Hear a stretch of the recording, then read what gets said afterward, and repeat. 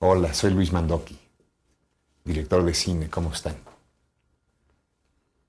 Después de muchos años de trabajar en Hollywood, regresé a México a hacer mi última película, Voces Inocentes, y me impactó el momento que estaba viviendo el país. Pude conocer a Andrés Manuel López Obrador durante los momentos más álgidos del desafuero, y después de una serie de pláticas con él, me sorprendió el abismo que había entre lo que se dice de él, los mitos, los rumores, el miedo y la persona que yo fui conociendo. Mi idea inicial era hacer un documental que culminara con la elección del próximo 2 de julio, pero conforme fue avanzando el trabajo, empecé a sentir la necesidad de compartir estas charlas con ustedes, ahora.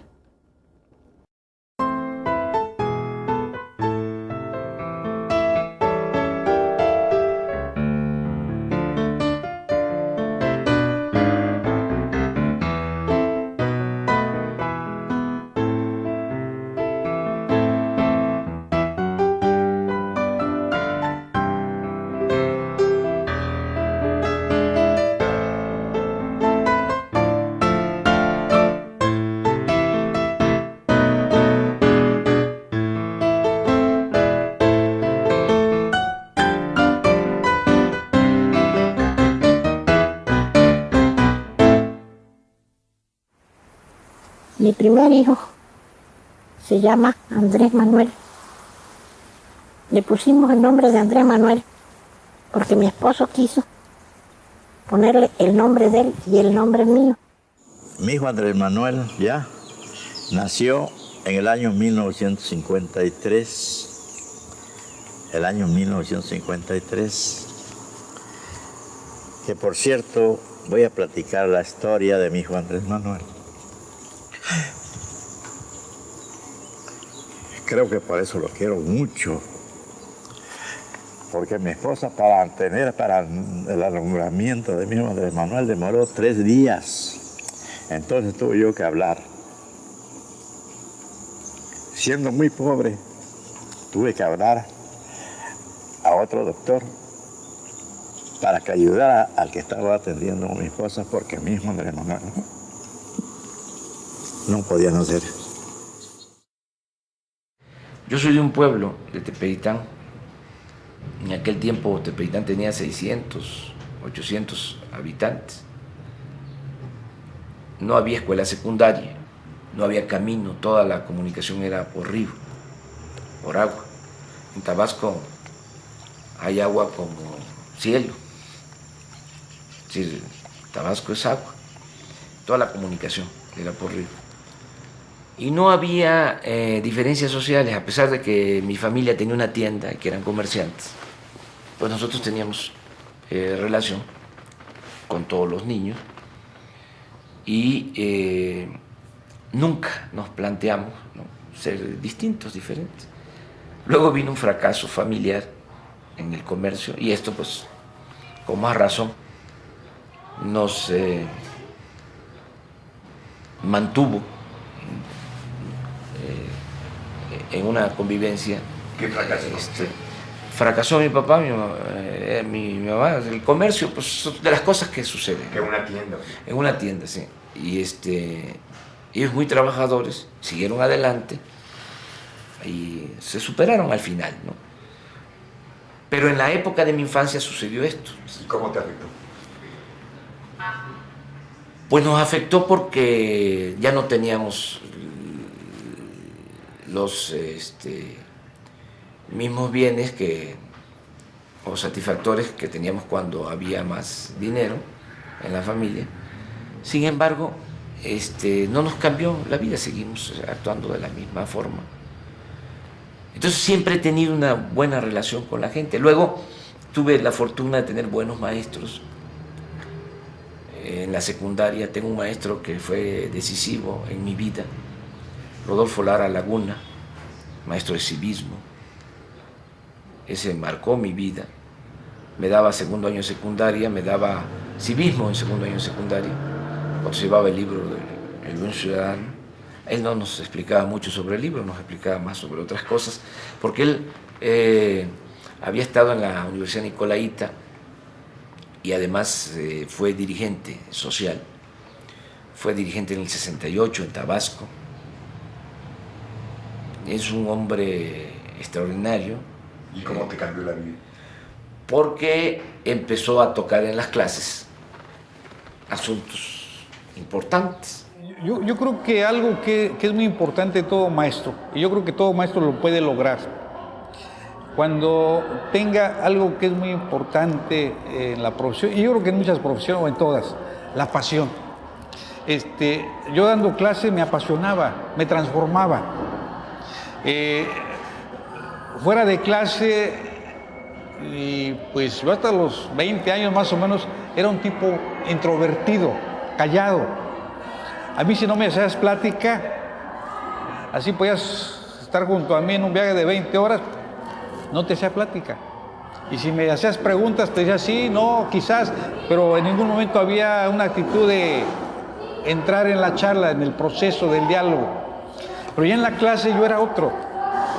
Ahí me transformaba, ahí los temas históricos o sociales a mí me apasionaban. Por ejemplo, cuando nos platicaba de las manifestaciones en contra de la llegada de Kennedy a México y cómo la consigna era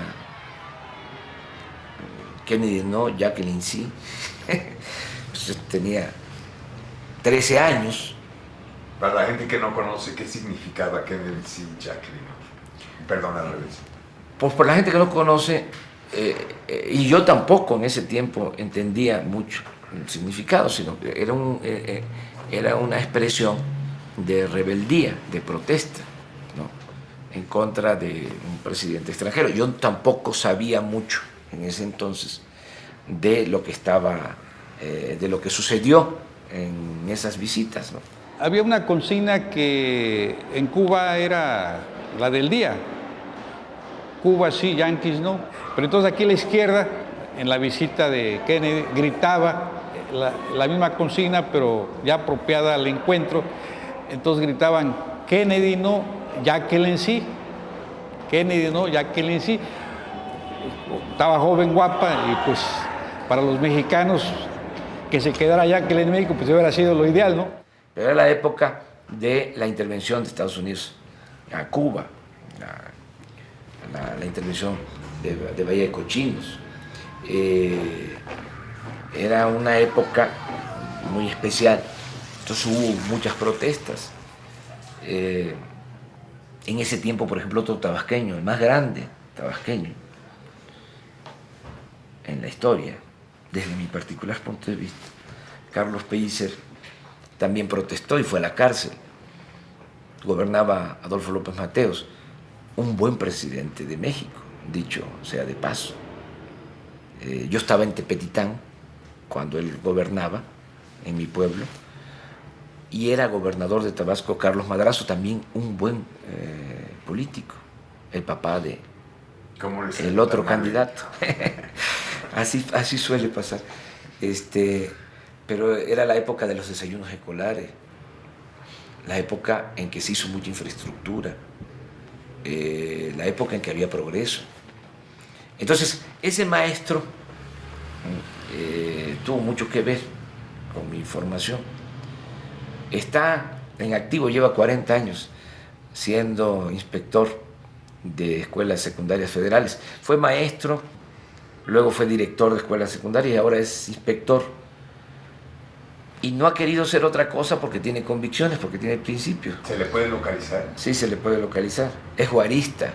Yo creo que Juárez nos demostró que con un puñado de hombres, no fueron muchos, arriba de 50, yo creo que entre 50 y 100 liberales, como vanguardia, entre un pueblo de analfabetas, 6 millones había entonces, la mayor parte indígenas, ahí nos probaron que con voluntad, con pasión, se puede sacar al país adelante. Y yo creo que aquí hay más de 100 en el país que tengan esa voluntad y esa capacidad. De ahí mi identificación también con Andrés Manuel por la figura de Juárez. Es un hombre íntegro, Es una gente que sigo apreciando mucho, ¿no? Sigo queriendo mucho. Y luego, pues estudié la prepa, ya me fui por el lado de las ciencias sociales y luego me vine a estudiar a México, ciencia política. Y me tocó la época de los 70, cuando muchos maestros de la facultad eran de los países de América del Sur, que venían huyendo de la represión. Maestros chilenos, bolivianos. Entonces tuve una formación social buena en esa época también. Maestros mexicanos buenos, Arnaldo Córdoba, en la Facultad de Ciencia Política, Rodríguez Araujo, otros que me formaron. Entonces terminé la escuela y con Pellicer regresé a Tabasco, porque él fue candidato a senador en 1976. Fue candidato al Senado y ya te dije, extraordinario, poeta. Y ya me fui a la parte social, luego fui director del Instituto Indigenista. Siempre he trabajado para la gente humilde, para la gente pobre, nunca he cambiado. De mí pueden decir muchas cosas, pero no de que soy incongruente.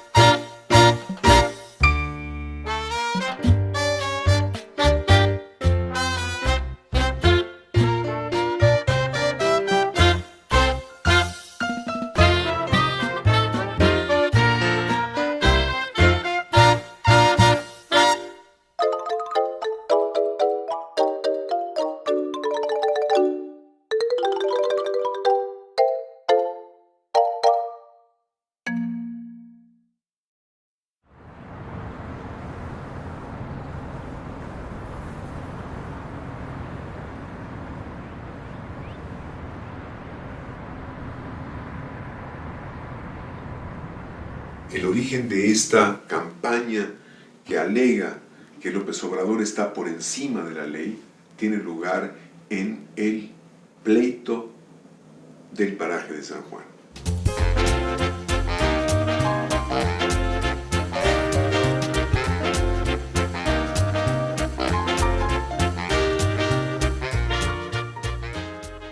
Bueno, lo del paraje San Juan se inicia en el 2003. Desde luego es un asunto que data de mucho tiempo, que pasó por varios gobiernos.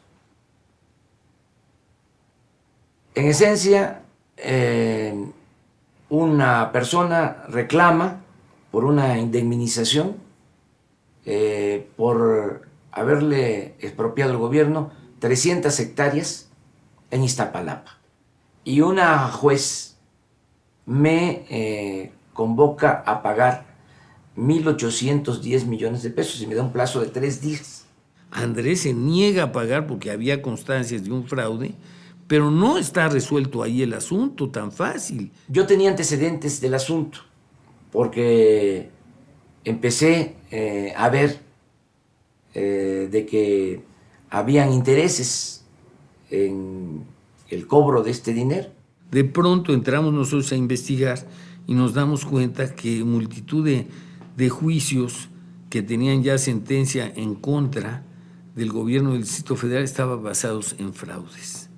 Fue lo que llamaríamos la industria de la indemnización. El gobierno era un puerquito, pues todos se cebaban en el gobierno. Siempre.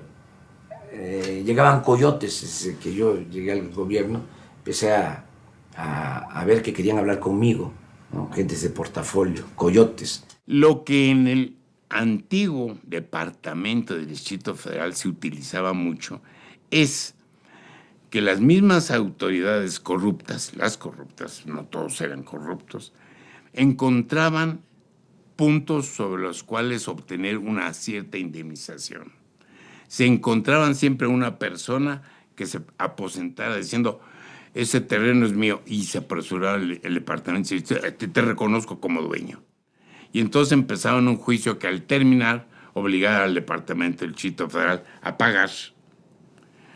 Y por supuesto habían hecho un fraude tremendo en aquellas épocas. Una vez que recibimos la notificación del juez federal, en el sentido de que Andrés Manuel López Obrador debía pagar, no él, su jefatura de gobierno, 1.810 millones de pesos, es decir, 180 millones de dólares, eso habría dado al traste con cualquier programa de gobierno.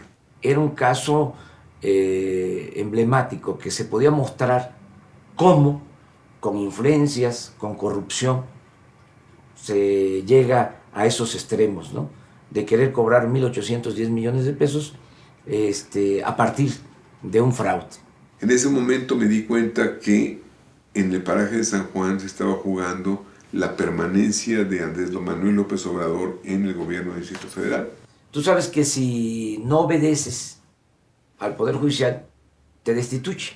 Yo creo que fue escogido un caso especial porque una persona que estaba ya muy encaminada en una posición muy popular fue intentado parar a como diera lugar.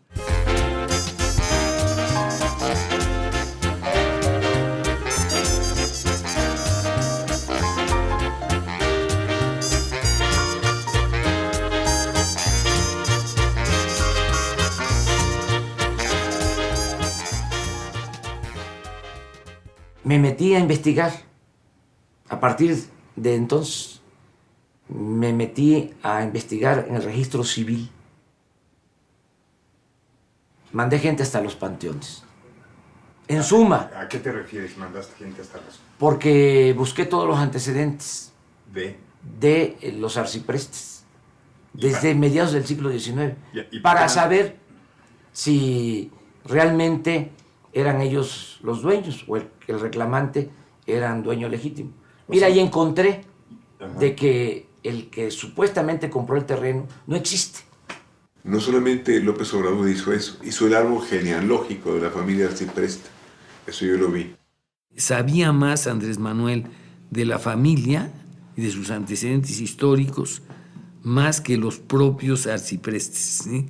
Es decir, fue un caso de investigación histórica, a él que le gusta tanto la historia, absolutamente extraordinario, porque no creo que haya habido ningún otro alcalde de una ciudad tan importante como México que se haya puesto a estudiar los antecedentes históricos de un posible defraudador. A mí me gusta la historia y he trabajado haciendo investigación documental. Entonces, pues conozco cuáles son los documentos de las distintas épocas del país. Por ejemplo, el contrato de compraventa, donde supuestamente ellos habían adquirido estas 300 hectáreas en Iztapalapa, tiene una firma modernísima. ¿Sí? Eso no es común para la época. Siempre se firmaba de manera muy bonita, de manera muy alegórica, pero siempre se ponía algo del nombre o algo del apellido. Y esto no, eran unas rayas. Casi al mismo tiempo demuestra que los sellos del Departamento del Distrito Federal de 47, de 52 y de 80 y tantos eran falsos y las firmas eran falsas. El entramado de un juicio fraudulento es una cosa de mucho tiempo, no es sencillo y requiere de la participación de muchísima gente. No es sencillo, parece sencillo cuando ya lo vemos como un hecho consumado, pero estos juicios del Paraje San Juan llevaron años y años y años. Venían fabricándose desde hace mucho tiempo. Este es un caso. O sea, una de las maneras más usuales de corrupción en el gobierno es eso. Por ejemplo, si yo fuese un corrupto, si ya me lo estaba ordenando el Poder Judicial,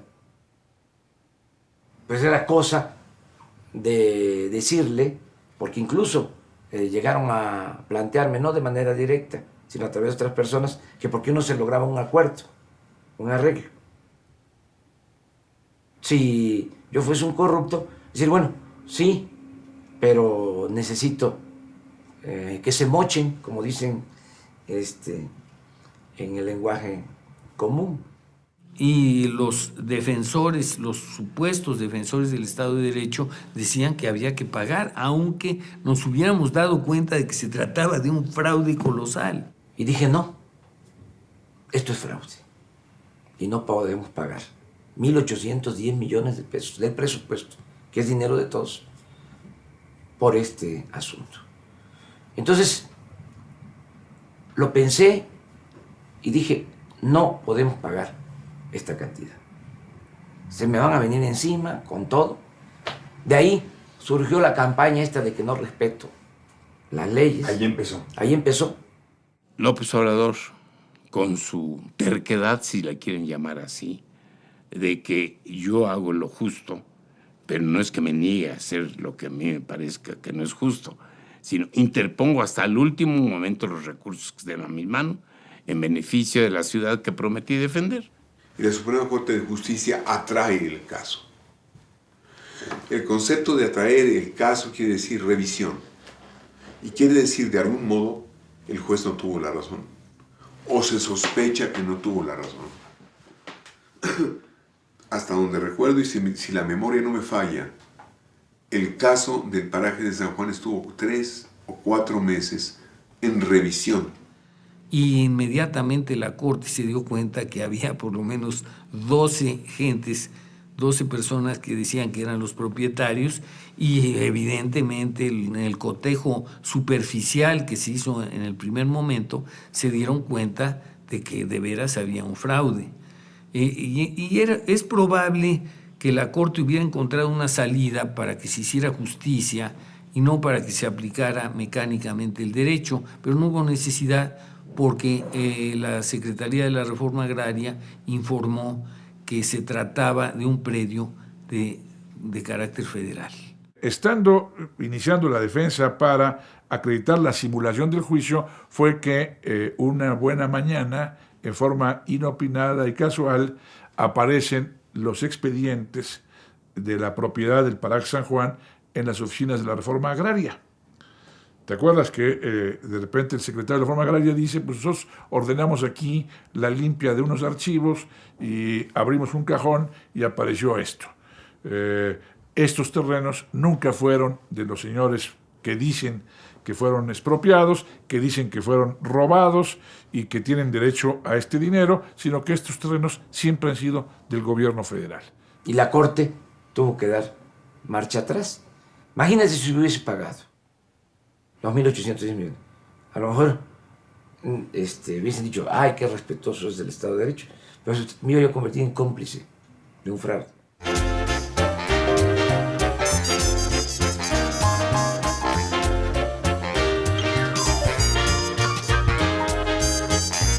Ahora estamos ante un ridículo.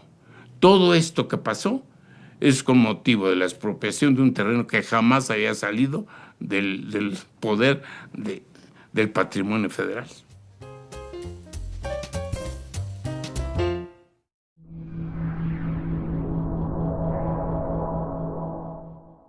El senador Diego Fernández Ceballos, en una reunión previa a que salían los videos, comentó a un grupo de senadores: acaba de salir una denuncia de corrupción del dirigente del Partido Verde por Cancún. Lo habían filmado sobre un supuesto soborno para conseguir permisos y construir en Cancún. Y había un escándalo.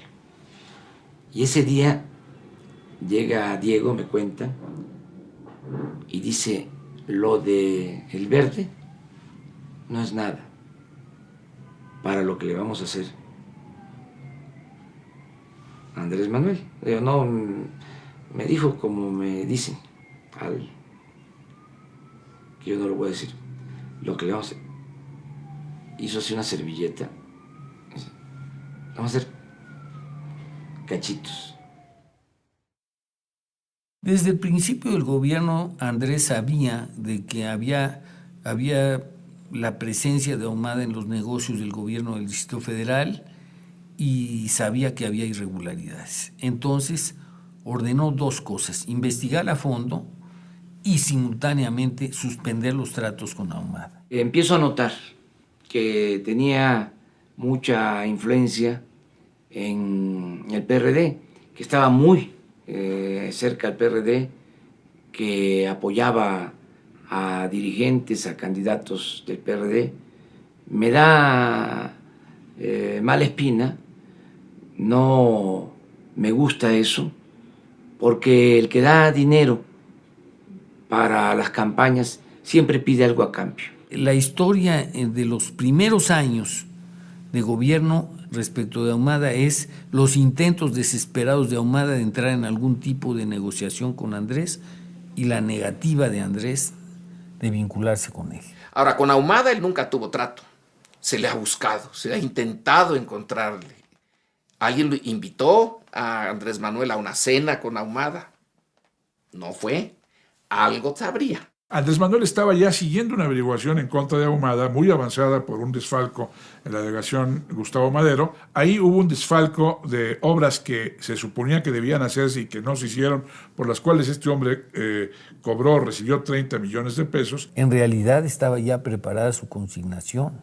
Hubo una serie de problemas de tipo burocrático que impidieron que se hiciera la consignación antes, como hubiera sido el deseo. A mí me lo ha platicado, que él estaba dispuesto, Andrés Manuel y el procurador estaban dispuestos a ir adelante y consignar a Ahumada. No te olvides de que el licenciado López Obrador rechaza el concurso y la licitación que Ahumada había ganado, el grupo Quark había ganado, para construir los segundos pisos. Ahumada gana la licitación del distribuidor San Antonio, pero no se le otorga la obra.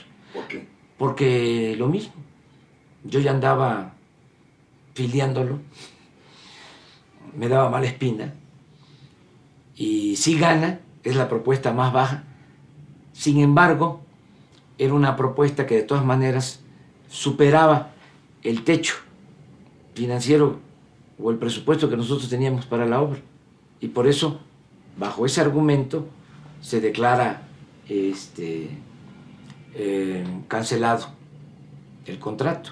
La negativa de Andrés lo hizo que se desesperara y básicamente buscó una fórmula extrema, poniéndose en manos de los enemigos de su enemigo, de su adversario. Se hacen las investigaciones, se encuentra en efecto que hay un fraude, se detienen a 2 personas. Cuando se da cuenta, de que ya hay detenidos y que viene la investigación sobre él, es cuando estalla el conflicto. Un alto funcionario del gobierno del Distrito Federal fue captado en una mesa de juego durante 3 madrugadas seguidas en el casino del Hotel Velayo de Las Vegas.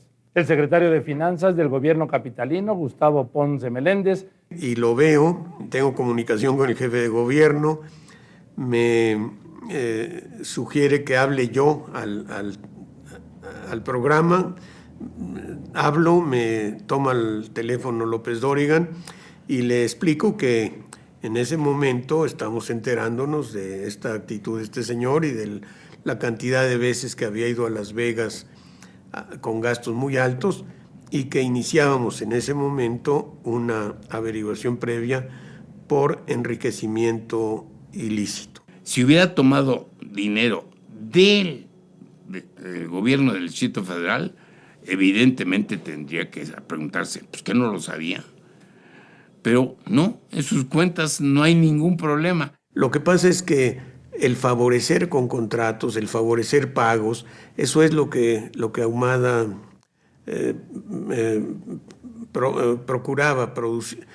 provocaba con las dádivas que hacía, con las promesas, con los viajes a Ponce, ¿no?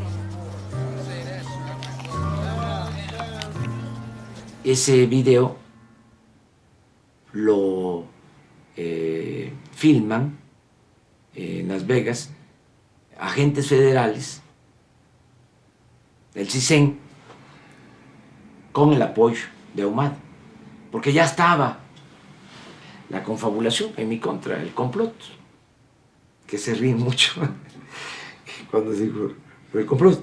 Ustedes pensaban que yo estaba exagerando, no. Tuvo el jefe de gobierno la entereza de señalar lo que se llamó el complot, después con broma, pero en ese momento quedó clarísimo, ¿no? En el mismo lugar, en el mismo hotel, Ahumada, que acababa de hacer una denuncia, o que iba a hacer una denuncia, la hace en un hotel, no en la Procuraduría. Intervienen ahí funcionarios de la Procuraduría, del CISEN, Fernández de Ceballos, que están ahí presentes todos, y el jefe de gobierno, con los datos que obtiene, hace la denuncia inmediatamente en una legítima defensa plena, y ellos mismos, al tratar de dar las explicaciones, aceptan que sí hubo tal reunión. Fernández Ceballos dice que defenderá a Ahumada contra cualquier atropello, arbitrariedad y todo, y a su estilo echa una balandronada de que él será el defensor, ¿no? La verdad es que le deben haber ofrecido a Ahumada que lo iban a proteger, pero no pueden hacerlo ante la evidencia del fraude, por un lado, y ante el descubrimiento de su juego, por el otro, ¿no? Ahí sí era claro ya que la sospecha del complot se confirmaba totalmente. A las 7 de la mañana, en el programa de Víctor Trujillo, se aparece el diputado Döring con un cassette. Y recibí yo un video que me permite traerte como obsequio. Yo lo recibí el día de ayer porque fue mi santo, el 2 de marzo es San Federico. ¿Cierto? Entonces fue mi regalo de santo y bueno, lo traje para compartirlo contigo porque creo que cuando veas lo que en él está contenido, verás que es un asunto que no me puedo reservar para mi conocimiento. La historia es conocida, Bejarano está dando una entrevista, lo llaman al programa de Víctor Trujillo. René, si eres tan amable, nada más vamos a cambiar los micrófonos. Federico, gracias. Sí, y estaremos pendientes y daremos seguimiento a todo esto que tendrá que pasar en la permanente. Gracias, Federico. René Bejarano, ¿cómo estás? Según el propio Bejarano, las circunstancias que rodearon la difusión de ese video inicial, cómo de pronto lo llevan a un foro distinto, cómo le dicen que apague sus teléfonos, de tal manera que no viera la imagen que se estaba transmitiendo en otro foro. Justamente ya cuando termina, se lo llevan ahí, lo presentan, ¡boom!, le sueltan ahí el video, ¿no? ¿Qué está pasando ahí, René? Yo te voy a informar, voy a decir toda la verdad de la información que se tiene. Un empresario que se llama Carlos Ahumada Kurz. ¿Es el del video? Es el del video. Mediáticamente era atractiva. Lo que había que ver y lo que el público debería conocer es toda esta parte de atrás que no se sabe. Ellos nos presentan solamente el hecho, la denuncia de un diputado, Federico Döring, que sale con el video, pero nos dice todo lo que hubo atrás.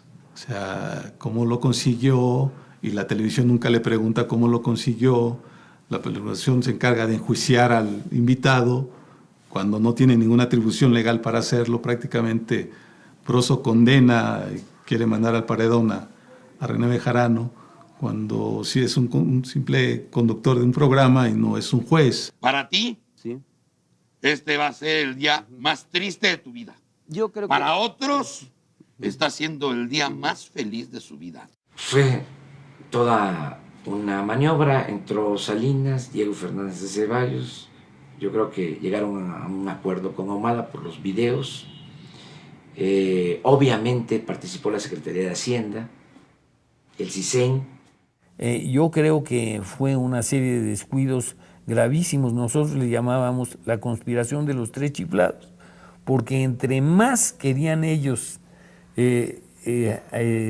demostrar que no estaban involucrados, más se hundían en la evidencia. Los videos tendrían que haber demostrado que López Obrador recibió el dinero y no colaboradores cercanos o lejanos de él. Después de los estallidos de misiles que no eran cualquier cosa. Es decir, Bejarano tomando, revisando las maletas y metiéndose las ligas en la bolsa del traje, pues no es cualquier cosa. No sabemos cuánto o cómo transportaron el dinero del Pemex Gate. Debió haber sido en camiones de mudanza. Pero eso que vimos, para nuestra desgracia, eran funcionarios del PRD tomando dinero. Mientras que los demás escándalos, grandes escándalos de los políticos del PRI y del PAN, han quedado soslayados, ya nadie habla de ellos, y nadie respondió, y nadie se fue a la cárcel. En este caso, en el caso de Ahumada, tan escandaloso, todos los protagonistas, todos los que podían haber cometido o cometieron delitos, se fueron a la cárcel. No hubo impunidad para ninguno de ellos. Claro que hubieron actos de corrupción. Lo de Ponce y lo de Bejarano, pero en el fondo era destruirme políticamente. Ahora me siento bien. ¿Por qué? Porque cuando se dan casos de corrupción, el gobierno siempre se vincula al de arriba. O sea, es increíble de que si el secretario de Finanzas, el que fue secretario particular, estaban metidos en estas cosas, que yo no estuviese involucrado. Yo no establezco relaciones de complicidad con nadie. Entonces pasé como la prueba del ácido. Pude cometer el error, ¿no?, de omisión, de no estar más informado. No podía.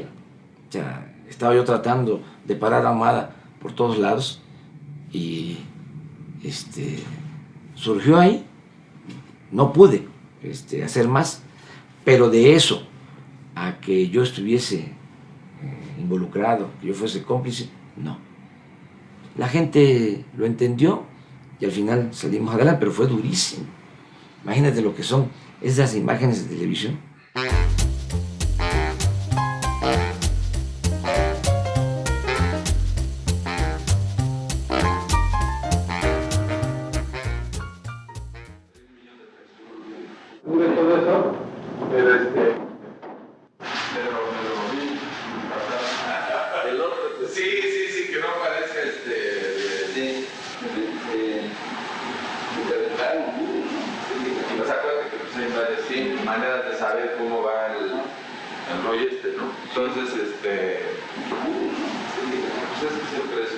Yo creo que todo el que fue a esa oficina está filmado.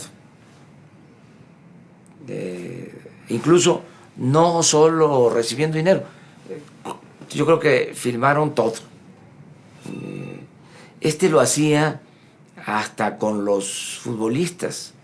Tenía un equipo de fútbol y una vez se quejaron los del equipo contrario porque en el vestidor del equipo contrario a su equipo de fútbol había micrófonos y les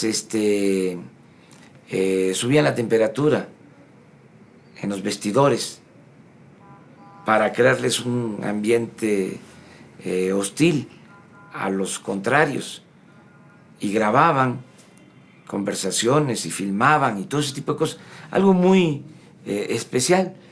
Entonces, cuando él siente que no hay entrada en el gobierno del Distrito Federal, echa a andar todo el plan.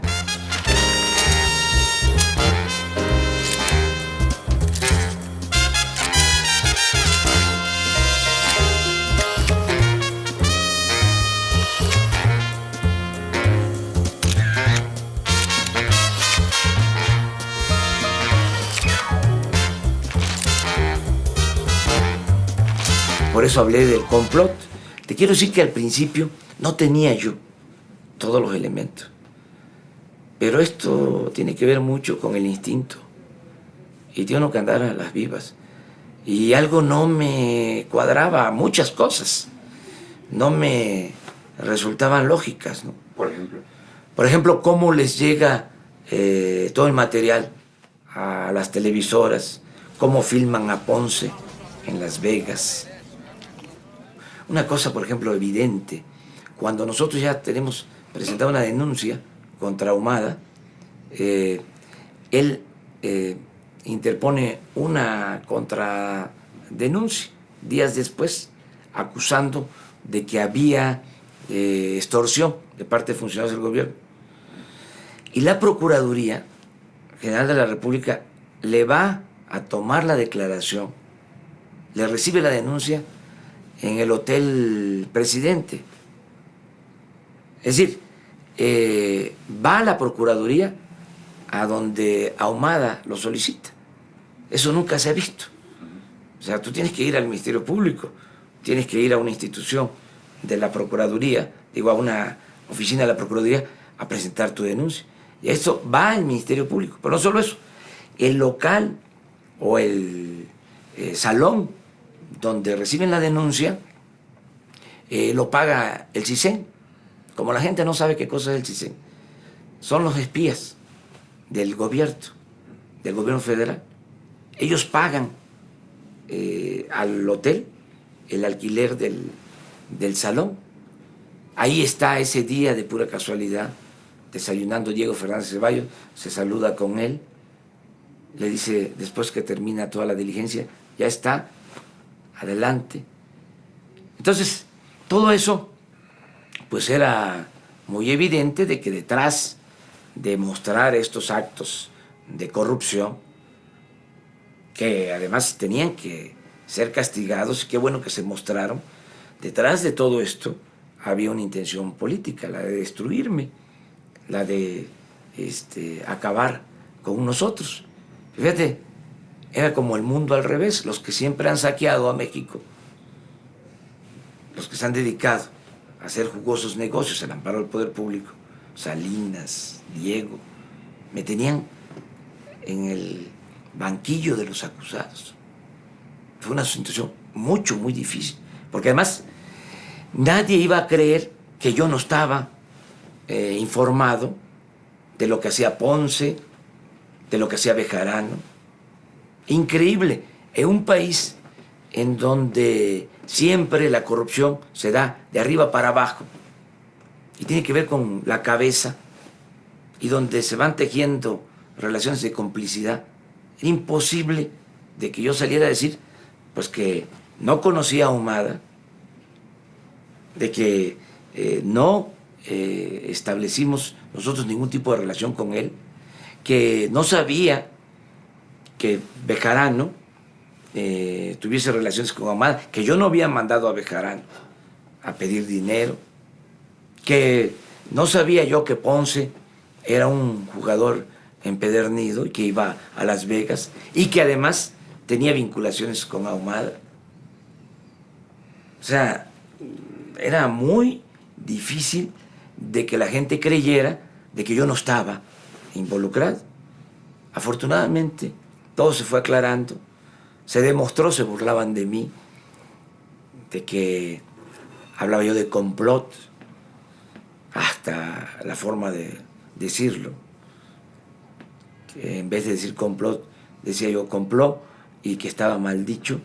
Pues no, se puede decir de las dos maneras, pero en el fondo lo que decían era de que no era cierto de que hubiese complot. Luego se demostró, porque Ahumada terminó en Cuba, allá lo remiten, es decir, lo traen para acá, lo mandan, allá declara de que hizo acuerdos con el gobierno federal, que le ofrecieron dinero, que le habían dado nada más un anticipo. Para que quede claro, el dinero que está recibiendo Bejarano ahí es menos, no estoy justificándolo, ¿sí?, que lo que le dieron a Ahumada por los videos. En lo que Ahumada vendió los videos. ¿Que vendió a quién? A Salinas y al gobierno federal. Habría que ver, se va a saber con el paso del tiempo Ahora sí que, como dice Chicoche, ¿quién pompó? ¿Quién compró esos videos?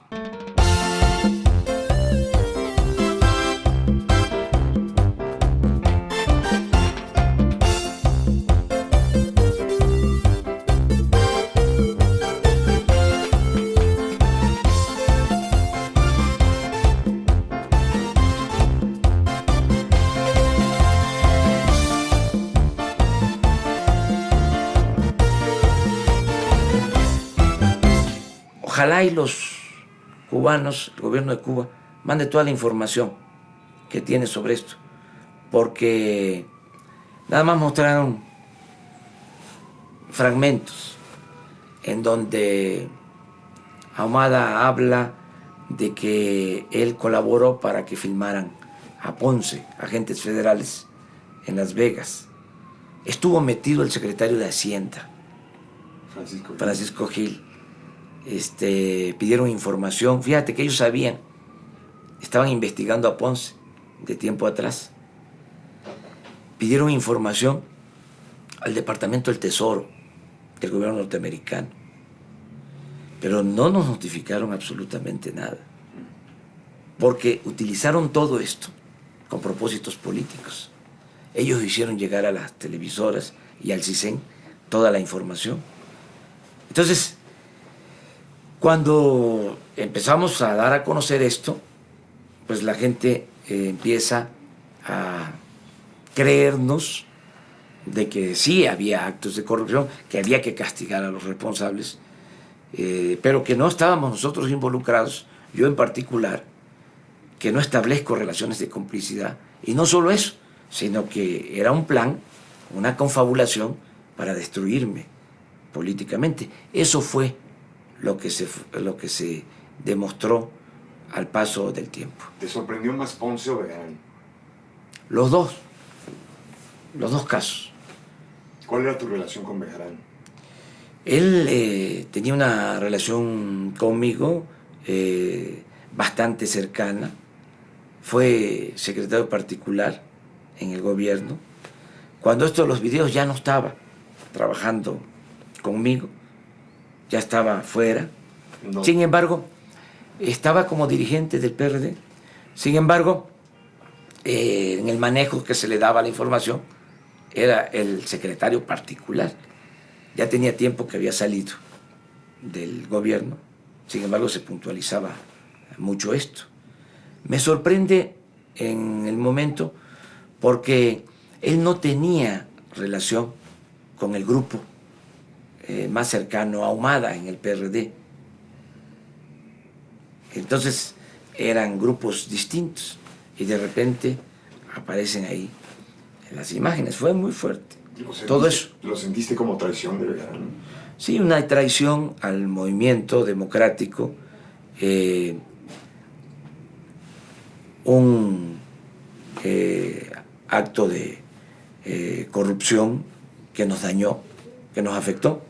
Afortunadamente ya todo se ha aclarado, pero lo siguen utilizando en nuestra contra. Aquí aparecieron, por ejemplo, carteles, todavía los puedes ver, en donde dice el gabinete de López Obrador, ¿no? René Bejarano, Ponce y no sé qué. Muy chafa todo eso, muy vulgar, pero lo siguen utilizando. Cada vez que hablo de honestidad, y Bejarano, y Ponce. Yo les diría a la gente que eso es la excepción, no la regla. De esa experiencia, el grupo de asesores que tienes ahora, ¿cómo lo estás creando y cómo evitar que vuelva a suceder lo mismo? Pues hay que procurar que no suceda. Yo estoy acostumbrado a trabajar con gente a la que le tengo confianza. Entonces dividimos el trabajo, partimos del principio de que la gente trabaja por convicción, que tiene ideales, que por lo mismo actúa con honestidad. Entonces hay que seguir actuando de esa manera, pero al mismo tiempo actuar de manera precavida. Claro que todas estas cosas dejan lecciones. Hay que escoger bien a los colaboradores. También te quiero aclarar de que son cosas a veces muy difíciles de evitar, ¿no? Te pasa en la familia, te pasa en un establecimiento comercial, en una empresa. Hay que cuidar mucho de que eso no suceda en el gobierno, porque en el gobierno uno maneja dinero de todos. Uno tiene que cuidar el ejercicio del presupuesto. Y hay que actuar con mucha energía para no permitir la corrupción. Hay que evitar que se den estos casos. Y hay que estar muy cuidadosos en la integración del equipo, que sea gente honesta, que sea gente íntegra y que resista las tentaciones del dinero.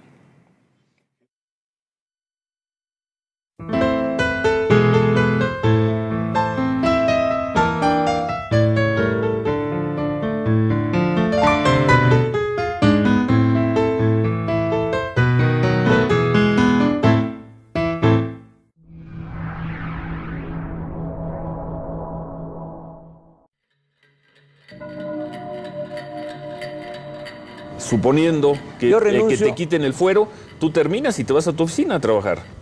Sí, o a la casa a esperar a que el juez decida. Yo voy a dejar de ser jefe de gobierno si se consuma esta arbitrariedad, este atropello, estando prácticamente en la cárcel.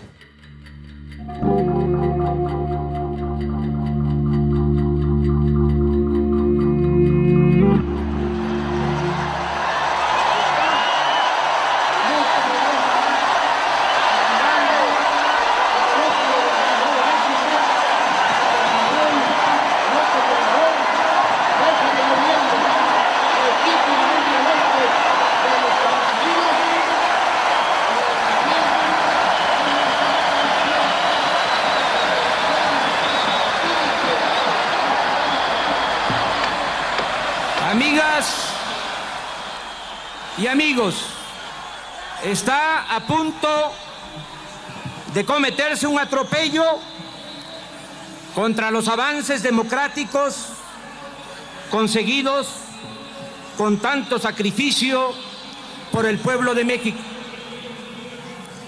El desafuero nos regresa a la época autoritaria, cuando desde Los Pinos se decidía quién podía o no ser el presidente de México, sin tomar en cuenta la voluntad popular. Quieren hacerme a un lado para que mi nombre no aparezca en las boletas electorales en el 2006. Este movimiento ha sido y será pacífico. Quiero también decir a ustedes que ya sé que no estoy solo, así como me dicen, ya lo sé, pero no hace falta que vayan conmigo a la Cámara de Diputados. No olviden que somos un equipo, que el gobierno no es nada más un solo hombre, y todo ese equipo va a seguir trabajando, va a seguir sirviendo a la ciudad.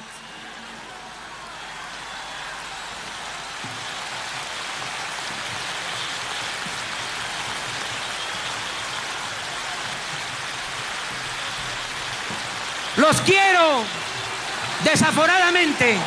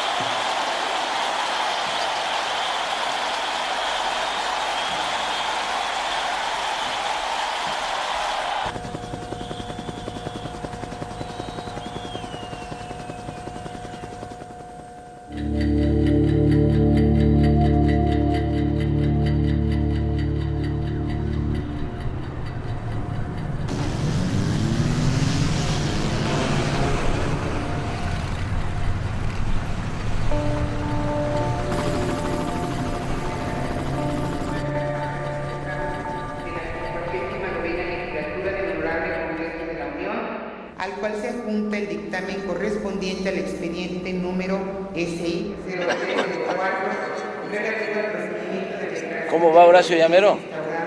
Ahí va, ahí va. ¿En qué página va?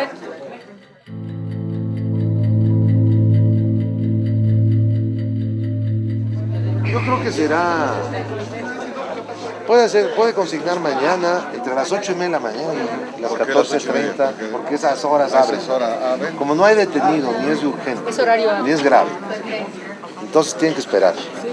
A las 8:30 de la mañana, a las 2:30 de la tarde, y ya no reciben consignaciones a otra hora. El Poder Judicial está muy bien organizado y tiene sus horarios burocráticos muy rígidos. Ganan muy bien, pero... Si no fue mañana, ya no Sí, está. sí, ahorita que vaya. Así es. Puedo ir a la Puedes hamaca. ir A la hamaca. ¿Eh?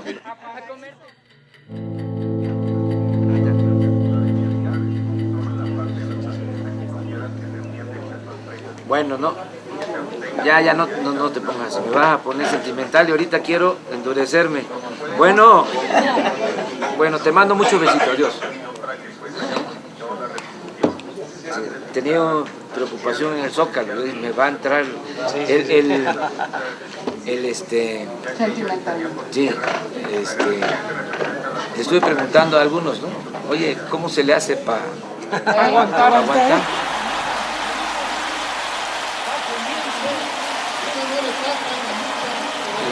Lo más que me llegaron a decir fue... Toma aire. Toma aire. Sí. Toma aire. Toma aire. Yo creo que fue porque empecé con un tono fuerte y regañón, entonces ya los sentimientos se quedaron. Y aquí no va. Pero fue...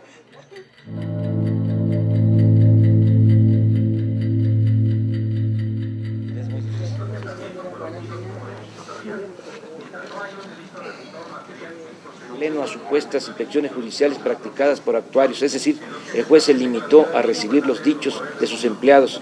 Con estas pruebas ilegales se me condena. 40. No, pues tienes tiempo de sobra. No, ahí vamos. ¿Cuántas hojas son? Son 19. Casi un minuto. 18, Son- porque la otra, la última. No, maestro, no le quites nada, te da. Nada, está bien. Nada, va bien. Leíste No vas a rapidísimo. llegar a los 30 minutos nunca. Además, como buen orador, cada vez que digas una Además, chingadera vas a voltear a ver a los no es cierto que leas tan hijos de la despacio. fregada. Hablas, pero no lees despacio. Lees al ritmo. Sí, que no lea. Digo que sí lea, pero que se vea que se nos está fregando. ¿Ya estamos? Ya. Pero mire ese güey cómo está.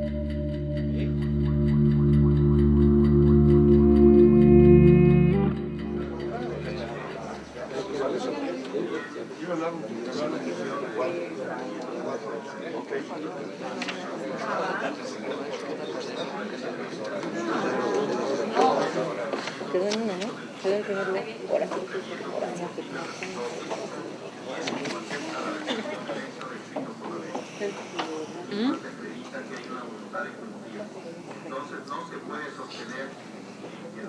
Estoy revisando.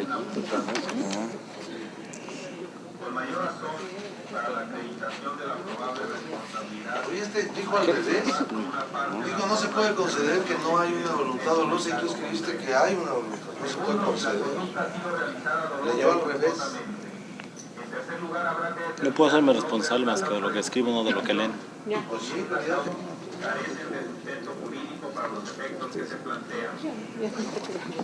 ¿Te auxilio tú solo? No, eso no, yo me peino, no, si se me acomoda. Se me Peínate, acomoda. pero aparte de... No. No. Luego te van a cotorrear ahí. Sí, cuando se agacha, de muy lejos. No. Así está bien. Ya, Así está hasta bien. allá. Es que sí, ya está bien. Ahorita me di una peinada. Para eso se inventó el peine. Para eso.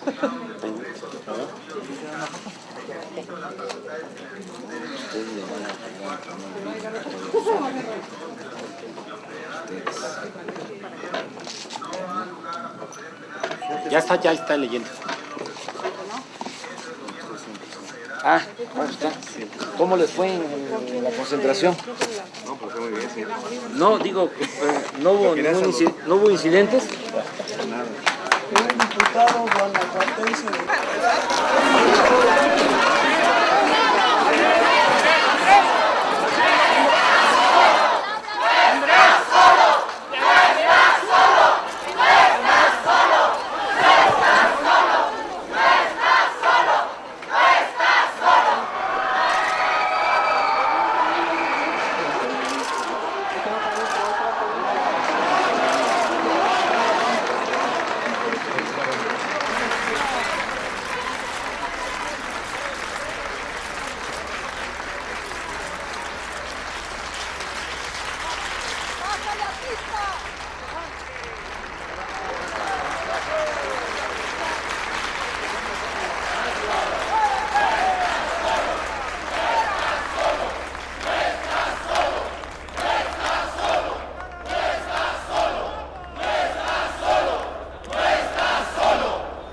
Tiene la palabra hasta por 30 minutos el señor licenciado Carlos Javier Vega Memije, solicitante de la declaración de procedencia, quien está debidamente acreditado ante este jurado.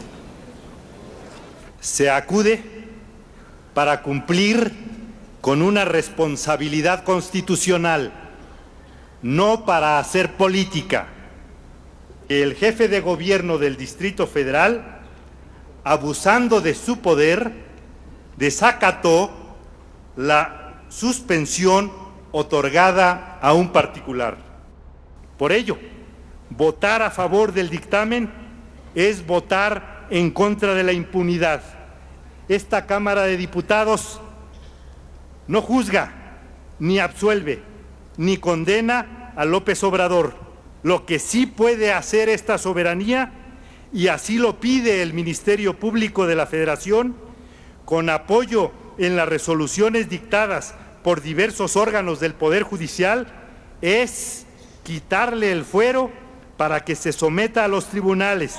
La solicitud del Ministerio Público es que recuerdo, señor orador, que se ha terminado su tiempo. Termine, por favor. Termino, señor presidente. La solicitud del Ministerio Público es que este asunto se analice con la ley en la mano, que las instituciones privilegiemos el cumplimiento de la ley. Nadie puede estar encima de la ley. Nadie puede decir que la aplicación de la ley no es justa. La justicia no la determina un solo individuo. La justicia es la síntesis de las aspiraciones de un pueblo. Y en México la expresión del pueblo está en sus leyes. Por ello se aplicará en realizar actos de justicia. Por su atención, muchas gracias. Es tiempo.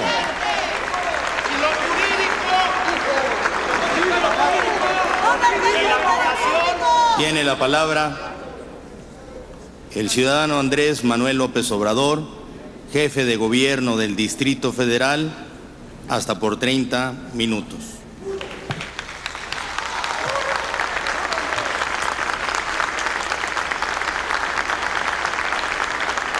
Van a tener que desaforar a licenciado Vega Memije porque violó el reglamento. Ciudadanas y ciudadanos, diputadas y diputados, pueblo de México, comparezco con dignidad ante este tribunal por el juicio de desafuero en mi contra. Muy poco voy a argumentar en términos jurídicos sobre la falsedad de este juicio. Tengo la certeza absoluta de que no se me juzga por violar la ley, sino por mi manera de pensar y actuar y por lo que pueda representar junto con otros mexicanos para el futuro de nuestra patria. Quienes me difaman, calumnian y acusan son los que se creen amos y señores de México. Son los que en verdad dominan y mandan en las cúpulas del PRI y del PAN. Son los que manejan el truco de llamar populismo o paternalismo a lo poco que se destina en beneficio de las mayorías, pero nombran fomento o rescate a lo mucho que se entrega a las minorías rapaces. Son ellos los que tienen mucho miedo a que el pueblo opte por un cambio verdadero, y ese miedo cobarde de perder privilegios los lleva a tratar de aplastar a cualquiera que atente contra sus intereses y proponga una patria para todos y una patria para el humillado. Por eso utilizan al ciudadano presidente, a quien encumbraron para seguirse devorando al país y a quien lanzan en mi contra para impedir que avance el movimiento de transformación nacional capaz de crear una nueva legalidad, una nueva economía, una nueva política, una nueva convivencia social con menos desigualdad, con más justicia y dignidad.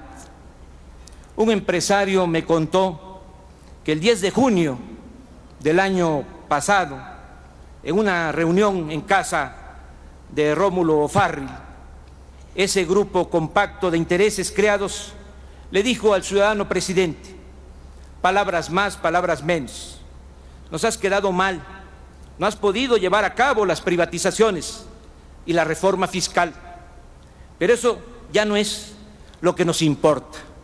Ahora lo único que te pedimos es que por ningún motivo permitas que ese populista de Andrés Manuel llegue a la presidencia.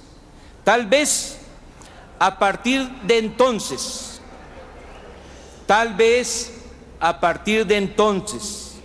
o de una lectura febril de las encuestas, al presidente de la República se le volvió una obsesión hacer campaña en mi contra.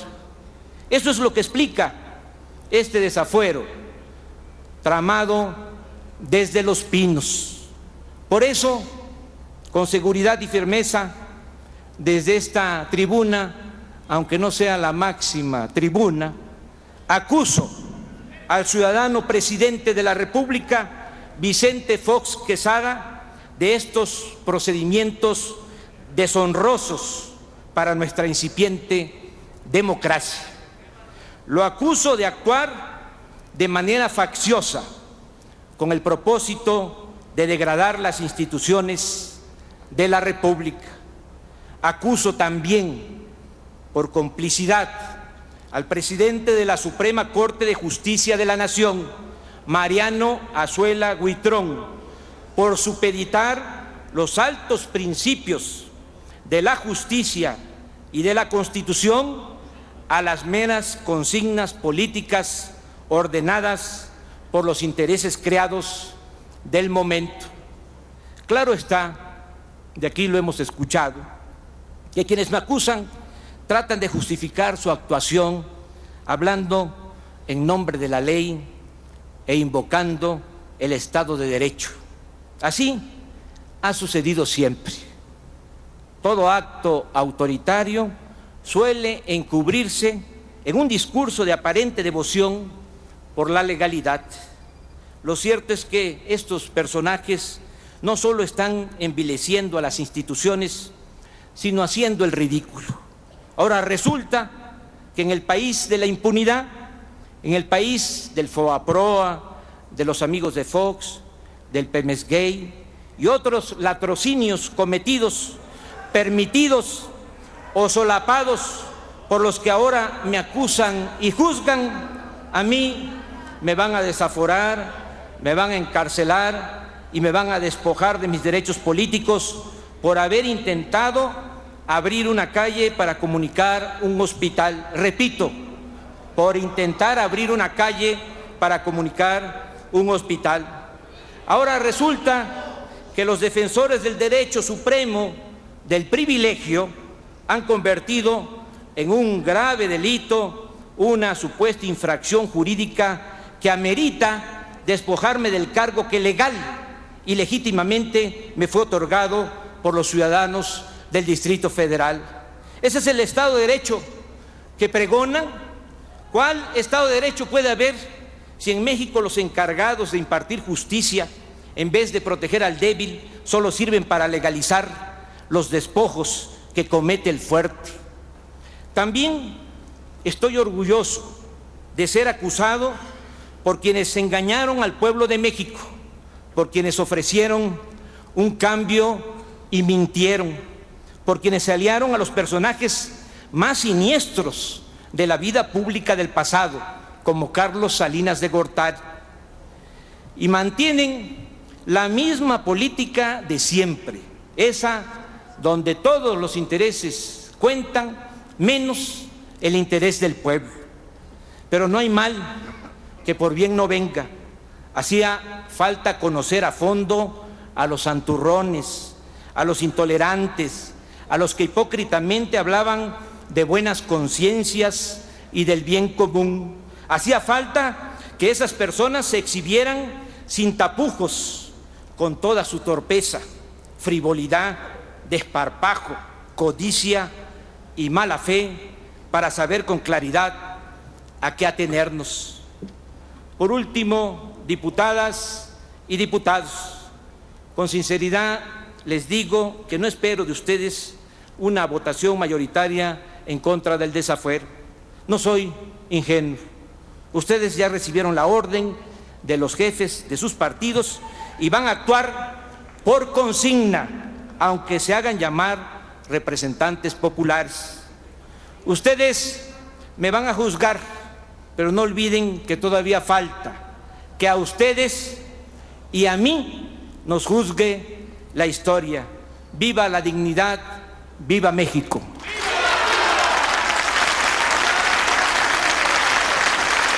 Diputadas y diputados, ciudadano presidente, en uso de mis derechos me retiro. Es todo lo que yo tenía que decir. Muchas gracias. Andrés Manuel no quiso usar su derecho a réplica y rápidamente abandonó San Lázaro. Su suerte estaba decidida. Proceda la Secretaría a ordenar se abra el sistema de votación para votar el dictamen en sus términos.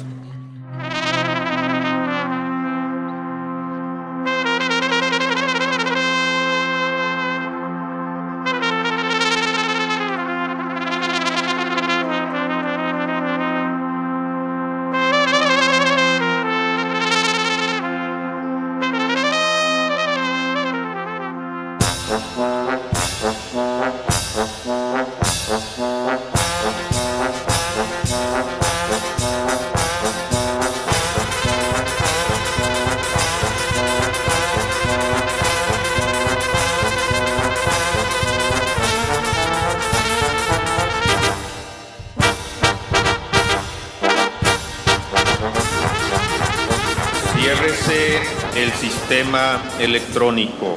360 votos fueron a favor del desafuero, 127 en contra y 2 abstenciones.